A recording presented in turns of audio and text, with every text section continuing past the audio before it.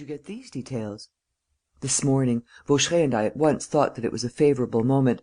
I selected the garden of the unfinished house which we have just left as the best place to start from. For the house is not watched at night. I sent for 2 mates to row the boats and I telephoned to you. That's the whole story." "Have you the keys?" "The keys of the front door." "Is that the villa which I see from here, standing in its own grounds?" "Yes, the Villa Marie Thérèse. And as the 2 others, with the gardens touching it on either side, have been unoccupied since this day week, we shall be able to remove what we please at our leisure. And I swear to you, governor, it's well worth while." "The job's much too simple," mumbled Lupin. "No charm about it." They landed in a little creek whence rose a few stone steps, under cover of a mouldering roof. Lupin reflected that shipping the furniture would be easy work. But suddenly he said: "There are people at the villa. Look, a light." "It's a gas jet, governor. The light's not moving." The Growler stayed by the boats, with instructions to keep watch, while the Masher, the other rower, went to the gate on the Avenue de Ceinture, and Lupin and his 2 companions crept in the shadow to the foot of the steps. Gilbert went up first. Groping in the dark, he inserted first the big door key and then the latch key. Both turned easily in their locks, the door opened and the 3 men walked in. A gas jet was flaring in the hall. "You see, governor?" said Gilbert. "Yes, yes," said Lupin, in a low voice. "But it seems to me that the light which I saw shining did not come from here." "Where did it come from, then?" "I can't say. Is this the drawing room?" "No," replied Gilbert, who was not afraid to speak pretty loudly. "No. By way of precaution, he keeps everything on the first floor, in his bedroom and in the 2 rooms on either side of it." "And where is the staircase?" "On the right, behind the curtain."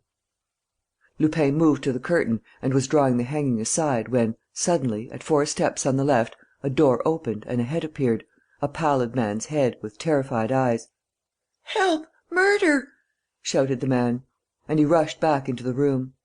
"It's Léonard, the valet!" cried Gilbert. "If he makes a fuss, I'll out him," growled Vaucheray. "You'll jolly well do nothing of the sort, do you hear, Vaucheray?" said Lupin, peremptorily. And he darted off in pursuit of the servant. He first went through a dining room, where he saw a lamp still lit, with plates and a bottle around it, and he found Léonard at the further end of a pantry, making vain efforts to open the window. "Don't move, Sporty. No kid. Ah, the brute!"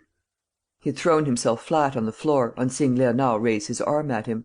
3 shots were fired in the dusk of the pantry; and then the valet came tumbling to the ground, seized by the legs by Lupin, who snatched his weapon from him and gripped him by the throat.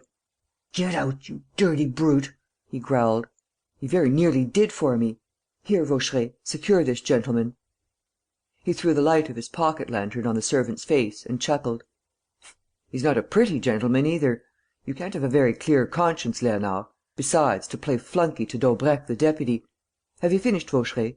I don't want to hang about here for ever." "There's no danger, governor," said Gilbert. "Oh, really? So you think that shots can't be heard?" "Quite impossible."